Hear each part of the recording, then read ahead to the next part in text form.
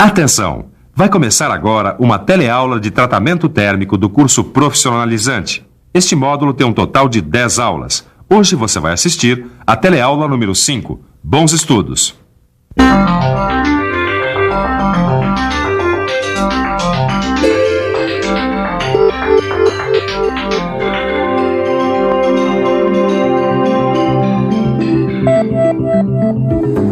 No mundo das máquinas, a maioria das peças não tem vida fácil, não.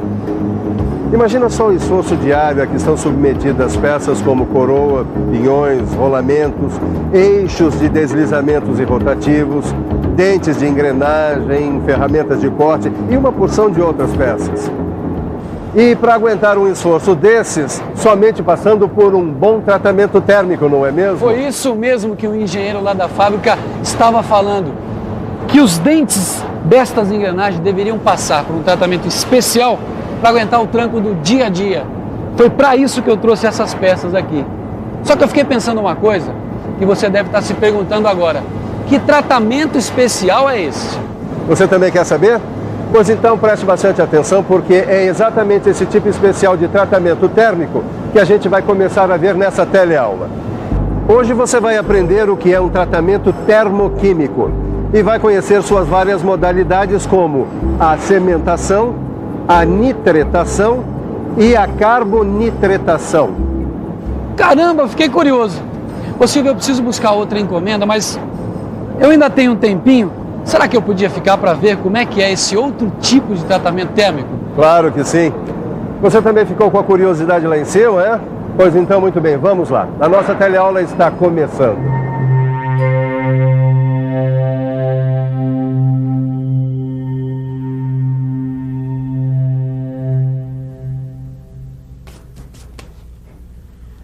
Bom, quer dizer então, Ananias, que esse eixo aqui que você acabou de usinar vai ter que receber um tratamento térmico, só que um tratamento térmico diferente daqueles que a gente já viu até agora? Exatamente. E a diferença tem a ver com a composição química do aço antes e depois do tratamento. Agora, Caio, você seria capaz de me dizer o que acontece com a composição química do aço nesses tratamentos térmicos que a gente já viu até agora? Eu vou ter que usar a cabeça, hein? Vamos pensar um pouco? Vamos pensar um pouco. Deixa eu ver. Bom, nos tratamentos térmicos já vistos, a gente sabe que com o aquecimento do aço numa temperatura acima da zona crítica, os grãos de ferrita, perlita e cementita se transformam em austenita. E dependendo do tipo de resfriamento, podem se transformar em outros tipos de estruturas como a martensita e a bainita. Mas peraí, a composição química do aço não se altera. Um aço com teor de X% de carbono continua com o mesmo teor de carbono depois do tratamento. É isso mesmo. Nesses tratamentos térmicos que a gente já estudou, a composição química do aço não se altera. Só que às vezes a gente precisa modificar a composição química do aço. No caso desse eixo, por exemplo, é preciso alterar parcialmente a composição química do aço para melhorar as propriedades da sua superfície. Mas olha só, o tratamento deve aumentar a dureza e resistência ao desgaste da superfície, mantendo a ductilidade e tenacidade do núcleo. Isso é possível através do tratamento termoquímico. Esse produto aqui não tem moleza, não.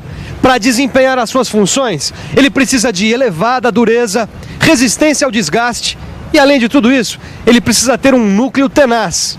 Bom, essa altura do campeonato, você sabe que para fabricar essa peça, a gente usa o processo de estampagem. É aí que está o problema. Para fazer a estampagem, a gente precisa de um material de baixa dureza. Então, o que fazer? É muito simples. A gente pega um material de baixa dureza, faz a estampagem. Depois de feita a estampagem, a gente submete a peça a um tratamento térmico que aumenta a dureza e a resistência ao desgaste. E que mantém o núcleo tenaz. Bom, nesse caso aqui, a gente usa um tratamento termoquímico seguido de uma têmpera. Esse tratamento termoquímico é chamado de cementação. É isso mesmo, a cementação é um tratamento termoquímico. Ele aumenta o teor de carbono na superfície da peça. E você sabia que a cementação pode ser sólida, líquida ou gasosa? Você quer saber como é que é a cementação sólida? Então fique por dentro.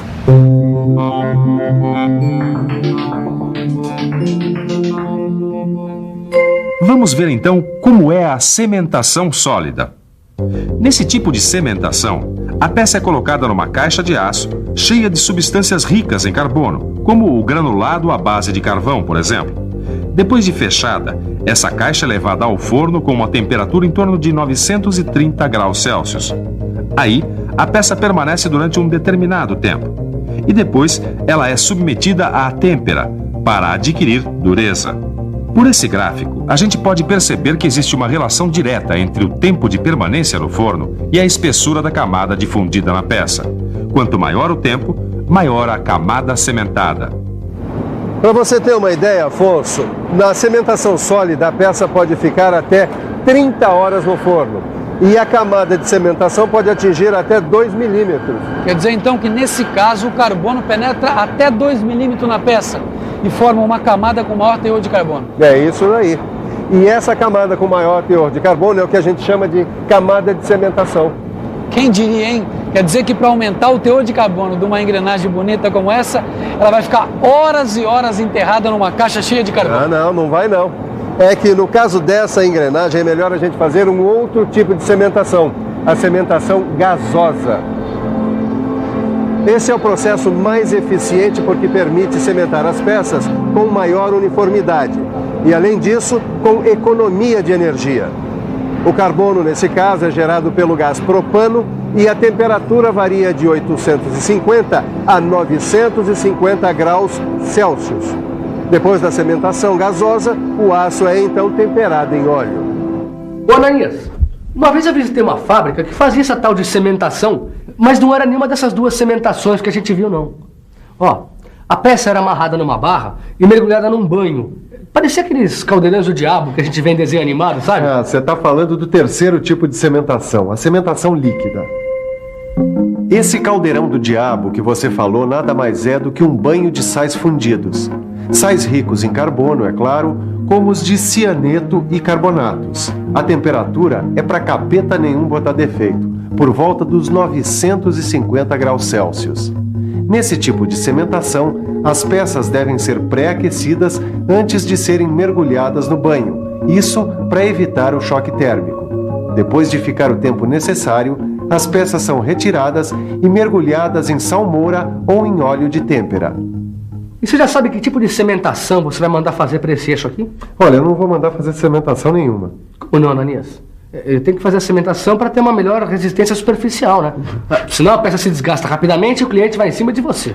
Calma, Caio. Esse eixo vai ter uma melhoria de resistência superficial, só que não é cementação. Existem outros processos mais apropriados para um eixo como esse, que vai trabalhar em constante atrito. São processos muito utilizados em peças de motores de automóveis, que todo mundo conhece, ou melhor, que quase todo mundo conhece. O senhor sabe o que é o balancim? Eu sei que é uma peça de automóvel, agora o que é, qual a finalidade dela eu não sei. Eu não sei qual, certo, mas é uma peça de automóvel. E camisas de cilindro? Não sei, camisa de cilindro eu não sei. Isso é só com mecânico mesmo. Você vai saber, pinos e rotores. Também nem desconheço. Rotores, eu tô desinformado, hein? Dá pra perceber que a maioria dos motoristas não conhece muito bem as peças que fazem parte dos motores dos seus carros. Mas você, que pretende ser um profissional da metal mecânica, sabe muito bem do que eu tô falando, não sabe? O balancim, as camisas dos cilindros, os pinos e os rotores são algumas das peças do motor de um carro que trabalham em permanente atrito, sujeitas a desgaste. Para evitar esse desgaste, essas peças passam por um processo chamado nitretação. A nitretação é indicada quando as peças precisam ter superfície com maior dureza e com resistência ao desgaste, à fadiga, ao engripamento e à corrosão. Os chamados nitralloy steels, ou seja, aços que contêm cromo, molibdênio, alumínio e um pouco de níquel, são os aços que melhor se prestam a esse tratamento. A nitretação pode ser feita de duas maneiras, a gás ou a banho de sal. Vamos ver primeiro a nitretação a gás. Esse tipo de tratamento é feito a uma temperatura entre 500 e 560 graus Celsius e sua duração varia de 40 a 90 horas. O gás amônia é a fonte de nitrogênio, que é o elemento que se difunde no aço, chegando a formar uma camada de até 0,8 de milímetro de espessura. Essa camada tem elevada dureza, pois passa a ser constituída de nitretos de ferro, cromo, molibdênio e níquel. Essas peças não precisam ser temperadas. Tem também a nitretação em banho de sal. Opa, vai dizer que na nitretação em banho de sal, a peça também é mergulhada naquele caldeirão fervente? Vou sim, só que esse caldeirão fervente que você está falando, nesse caso, é um banho de sais fundidos, que são as fontes de nitrogênio. A vantagem aqui é o tempo, que se reduz para 2 a 3 horas numa temperatura que varia de 500 a 580 graus Celsius. Normalmente, a nitretação pode ser feita depois da têmpera e do revenimento, desde que a temperatura do revenimento seja igual ou superior à da nitretação. Assim, as peças nitretadas não precisam de qualquer outro tratamento térmico, o que diminui o risco de distorção ou empenamento. Bom, agora a gente já pode escolher o melhor jeito para dar uma maior resistência superficial no aço desse eixo aqui, né? Ou será que tem outro processo? Bem, se eu entendi direito, para a gente aumentar o teor de carbono na superfície dessa engrenagem, a gente precisa fazer uma cementação. Ou então, se quiser aumentar o teor de nitrogênio, fazemos uma nitretação. É isso, Silva?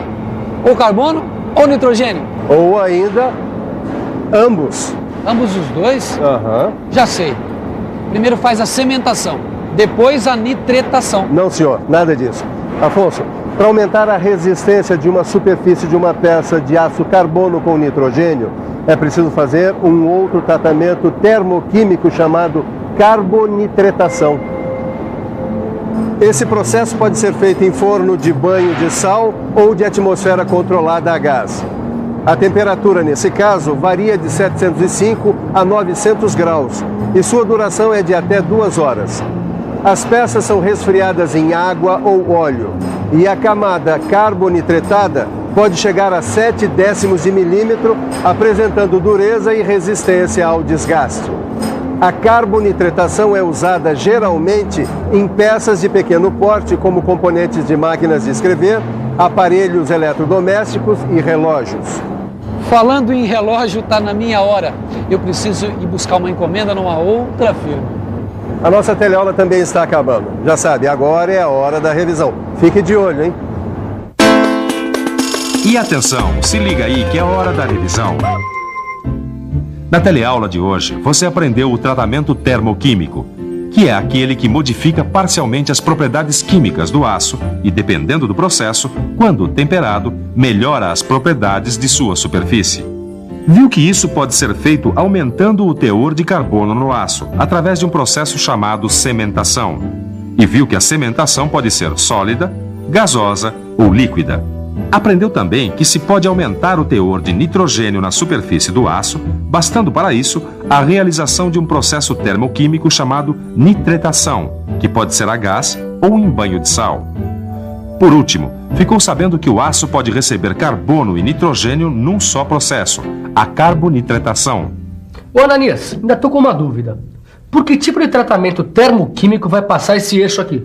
Bom, como ele vai estar sujeito a muito atrito e enfrentar um desgaste elevado, o melhor é ele receber uma boa camada de nitretos. Ou seja, ele vai passar por uma nitretação em banho de sal. Bom, a minha dúvida foi resolvida. Agora está na hora de você resolver as suas dúvidas. Portanto, abra o seu livro de estudos e bom trabalho. É isso mesmo. Estudar é preciso. Na próxima teleaula tem mais. Tchau. Tchau.